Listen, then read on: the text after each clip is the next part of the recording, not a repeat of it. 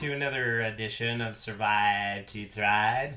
We are going to talk, I'm going to talk, you're going to listen, about one of probably the biggest potential tragedies and one of the hardest things on your body that you could ever imagine. This is worse than it's worse than sitting too long. It's worse than eating bad food. It's worse than any of the things that you can potentially talk about that would harm your body.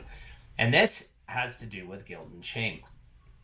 And guilt and shame is one of these things that people will put on themselves. They take on.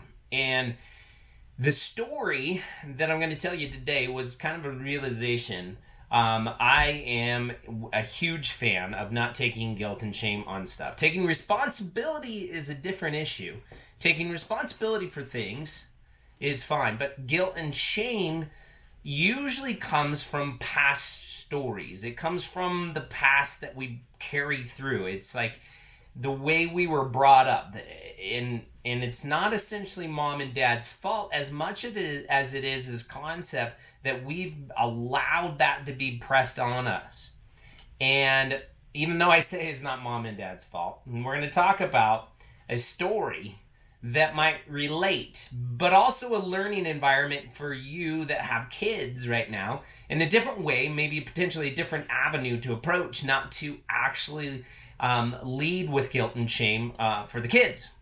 Now, here's the story. My kids love YouTube. They also thought it was really cool when I had a YouTube channel. And so I become infamy when I have a YouTube channel. But not that they listen to me on YouTube or even watch it. They just know that I have a YouTube channel. Heck, my kids now have a YouTube channel. They're doing silly stuff on it. It's kind of fun. And but we were watching in the background. My oldest is kind of a magician. He loves doing some tricks, and there's this guy that's a magician, and it was nothing that was placed like this was the topic of the magician, all these types of things. But the magician sat a bunch of moms down, and they were having lunch and everything along these lines, just like you would. And here's what transpired. He says, "Look, as a magician, I feel guilty. I have shame about the way I manipulate people. Like, I lie." That's what he does as a magician. He'll say something is here and it's over here, and he's constantly in this realm of trickery. And the funny part is, as a magician, that's how he makes a living, right? Is to be able to trick people, to fool people, to lie about reality. And he was kind of jokingly going at this guilt and shame.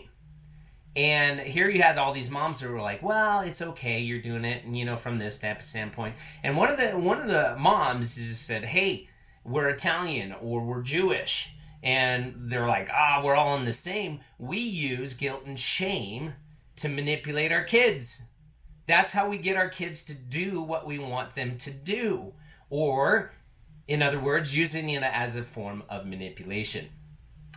And I heard that, and it just resonated with me. For somebody that's actually worked really hard to not take on any guilt and shame out of any scenario. Like, I mess up, we all do. But to mess up and add guilt and shame onto it versus actually facing your mess up head on and just saying, "Look, I messed up on this. This is what I intended to do that didn't work out.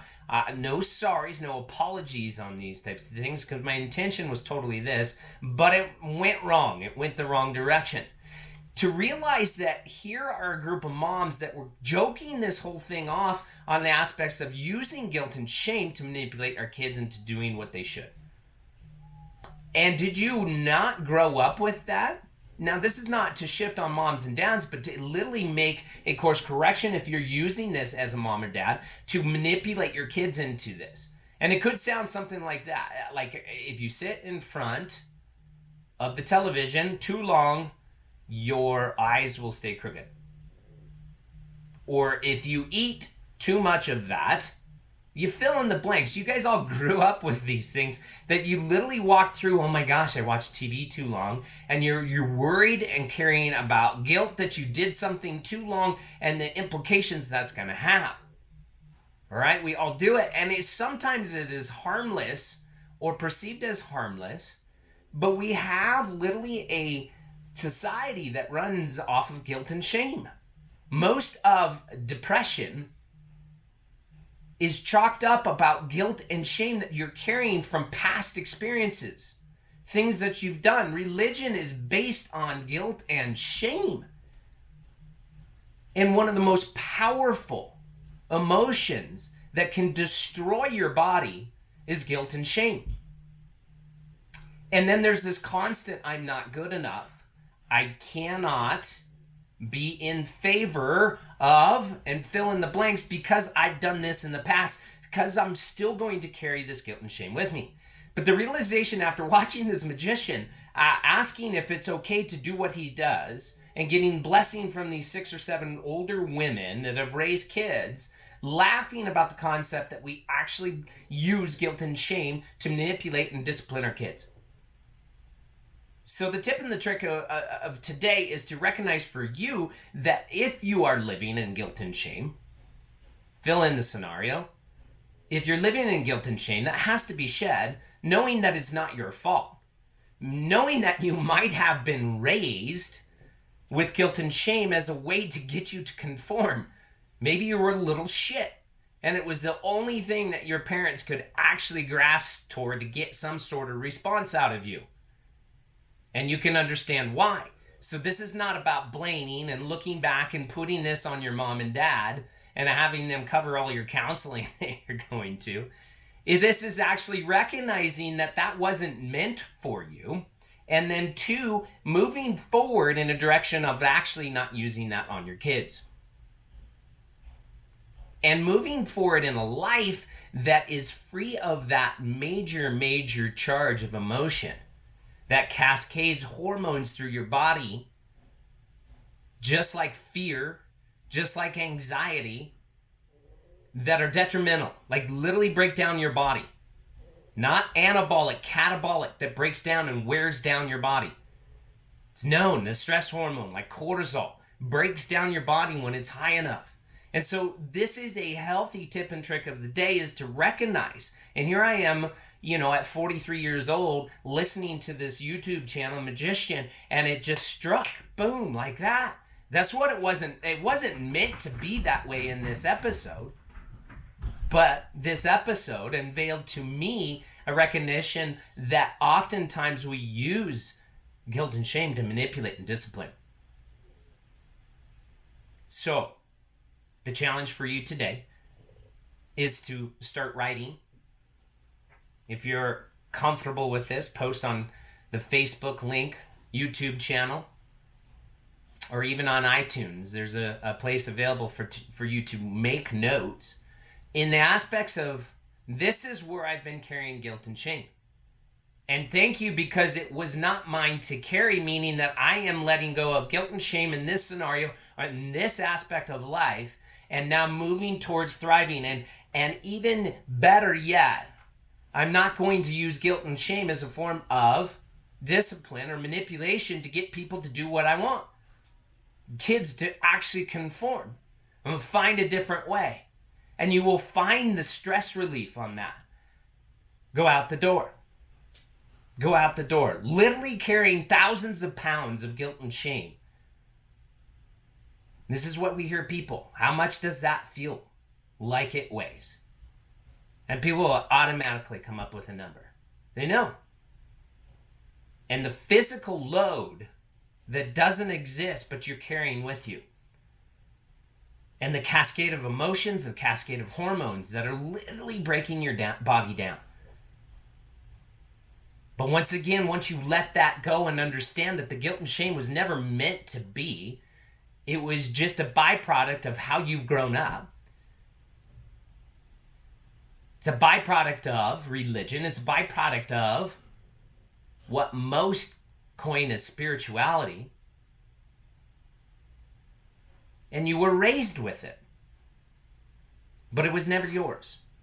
But you have some responsibility in the fact that you actually raised your hand and put it on.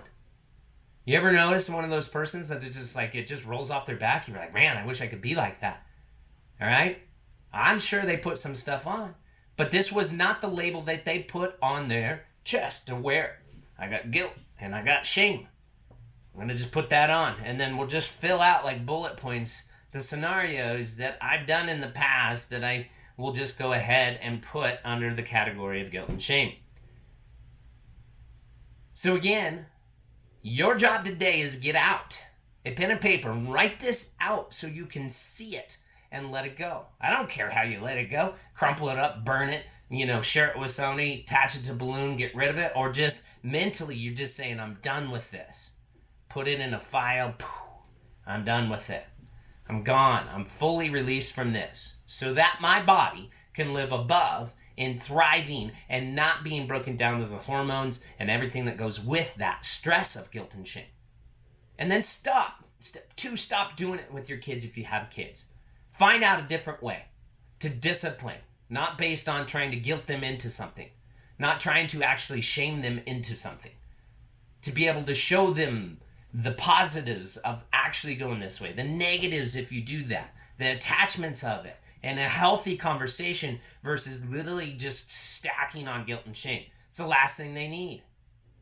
All right? They'll have the opportunity to do it themselves more and more and more through school as they grow up. God knows it's hard. God knows that we actually don't get a lot of positive feedback in this life. But this is the whole concept of just letting go of guilt and shame and not using it any longer as a way to manipulate other people, your kids, and learning environments.